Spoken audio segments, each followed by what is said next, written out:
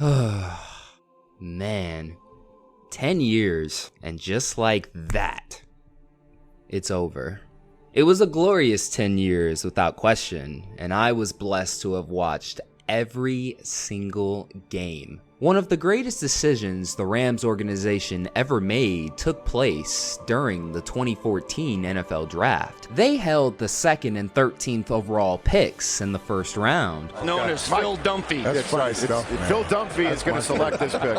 The reason for that was due to the infamous RG3 trade that took place a couple of years earlier. St. Louis now held the rights to Washington's 2nd overall pick, and with that, they selected left tackle Greg Robinson. What? Yeah, a lot of those picks from the Washington trade turned out to be duds. Greg Robinson also turned out to be a massive bust, but thankfully they were able to salvage this draft with their next selection. With the 13th pick in the 2014 NFL Draft, the St. Louis Rams select Aaron Donald, defensive tackle, Pittsburgh.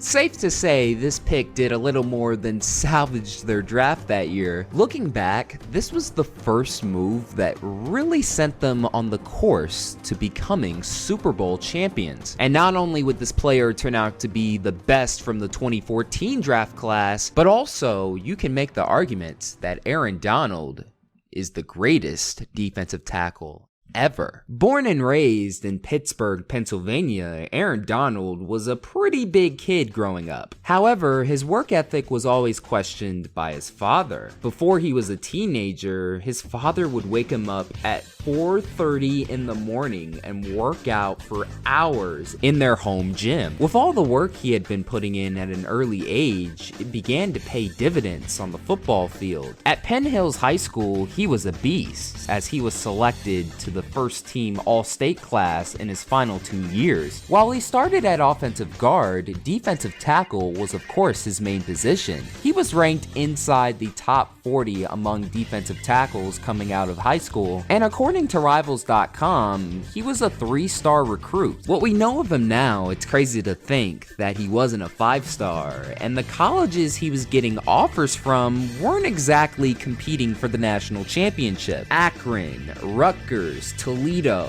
Yeah, Aaron Donald almost played in the MAC. That would have been insane. But he ended up playing in the ACC because during his junior year, he committed to his local school, the University of Pittsburgh. Well, Big East for the first 3 years, and then the ACC his senior year. While he played his freshman year, he had to wait until his sophomore season to join the starting lineup. And once he was in, he never was taken out. By the end of his college career, he had accumulated 115 solo tackles along with 181 total tackles, 66 of which were tackles for loss, along with 29 and a half career sacks. He also took home 8 different awards his senior season, including the Lombardi, Bednarik, and Nagurski awards. Entering the 2014 NFL Draft, he was destined to be a first-round pick, but he wasn't even considered the best defensive lineman in his class. Jadeveon Clowney was selected with the 1st overall pick to the Houston Texans, and the other defensive players that were taken over in Aaron Donald ranged from Khalil Mack to the Raiders with the 5th overall pick, Justin Gilbert with the 8th overall pick to the Cleveland Browns, and Anthony Barr with the 9th overall pick to the Minnesota Vikings. When Donald was finally selected, there were a few in the media that felt this could be the steal of the draft, including Skip Bayless tweeting, "I love Aaron Donald, consider him a steal at this point. Rams rising, just not sold on the quarterback." And really, that describes the Rams' last 2 seasons in St. Louis. While the offense was inconsistent, those St. Louis Rams defenses were absolutely cold. The defensive line was certainly the strength of their defense. You had Chris Long, William Hayes, and all-pro defensive end Robert Quinn, as well as defensive tackle Michael Bronkers. So in those first few games, Donald had to earn his starting spot with head coach Jeff Fisher, and finally did so, making his first career start on Monday Night Football against the San Francisco 49ers. It didn't stop him from winning NFL Defensive Rookie of the Year and being named to the NFL's All-Rookie team, as well as his first Pro Bowl selection. By the time the Rams moved to Los Angeles, Donald was not only a two-time Pro Bowler, but now a first-team All-Pro. The Rams' first season in Los Angeles is covered in depth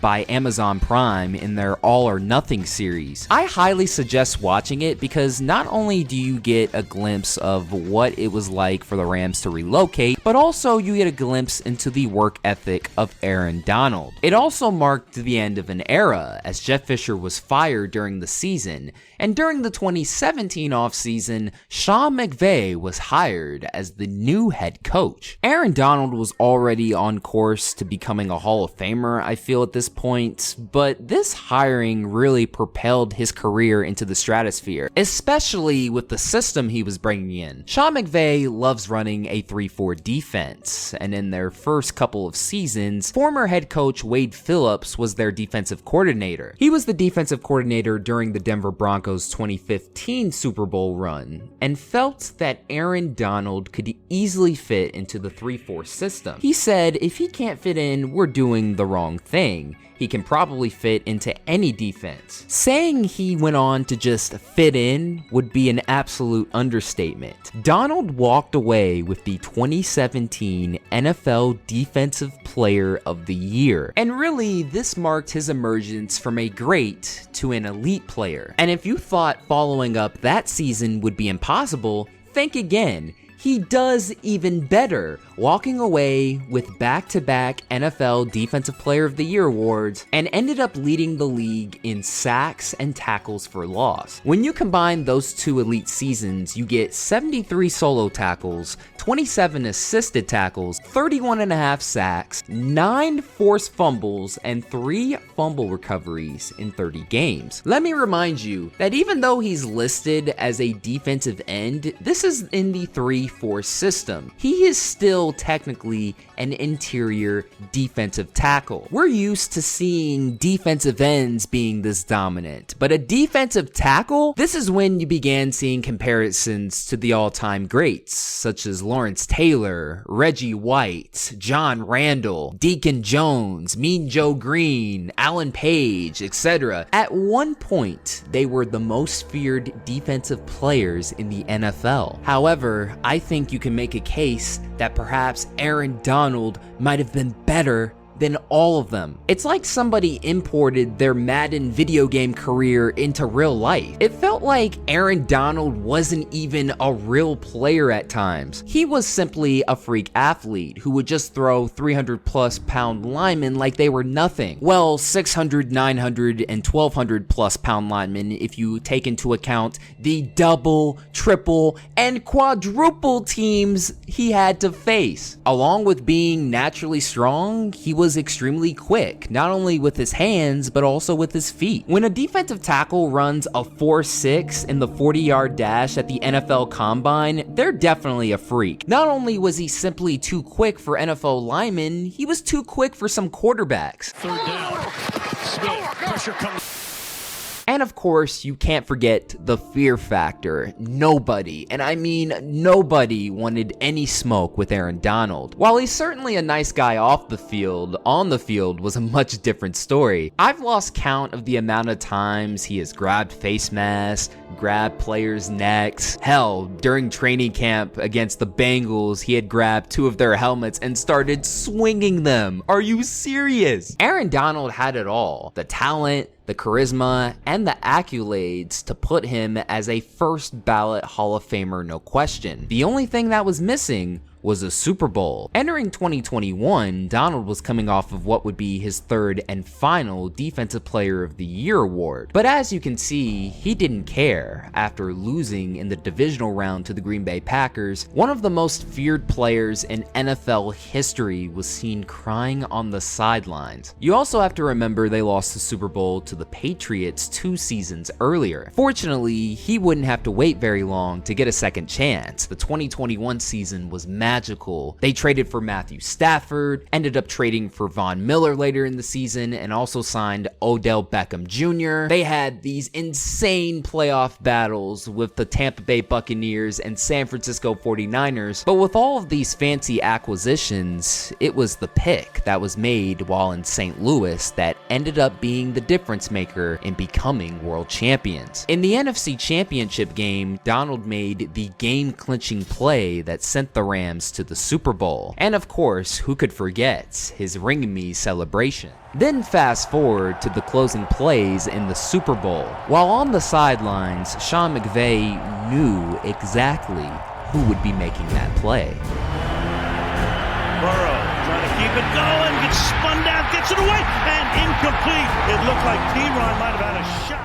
And just like against the 49ers, Donald came like a bat out of hell, rushed Burrow, got to him, and after throwing an incompletion, Donald celebrated once again with the Ring Me chant. And that was it. Aaron Donald was finally a champion. There was nothing left to prove. Looking back, he could have retired then and there. But fortunately, he gave us 2 more seasons before finally calling it quits. I will admit, after the 24-23 loss to the Detroit Lions in the wild card, I figured Aaron Donald would come back for 1 more season. But when it was announced he was officially retiring, I completely understood. He ends his career with 543 tackles, 176 for loss, 111 sacks, as well as 24 forced fumbles. Again, as a diehard Rams fan, I am blessed to have seen every single one of these stats. And I can tell you right now that I am never going to see another Rams player like him again. His retirement also marks a symbolic end to the St. Louis Rams era. There are only 5 former St. Louis Rams players still in the league, with one of them still on the Rams. Donald was the last biggest connection from that era, and I didn't realize this at the time they won the Super Bowl, but him having the biggest impact really says a lot, because if that pick isn't made while in St. Louis, they certainly, and I mean 100% certainly, don't reach the Super Bowl. Even though I never saw any of the St. Louis teams make the playoffs, I at least watched the best player from that era win a Super Bowl. And to me, that officially closes the chapter on that era. Aaron Donald is the greatest St. Louis/LA Ram of all time. It's no debate in my mind when you end your career as a 3-time Defensive Player of the Year, 8-time First Team All-Pro, and made the Pro Bowl for 10 straight seasons. Oh yeah, I almost forgot. That puts him in another exclusive category. Only him and running back Barry Sanders are the only players in NFL history to have made the Pro Bowl in each of their 10 seasons. Think of all of the defensive players that have graced the NFL, and Aaron Donald is the only one to have done that. Honestly,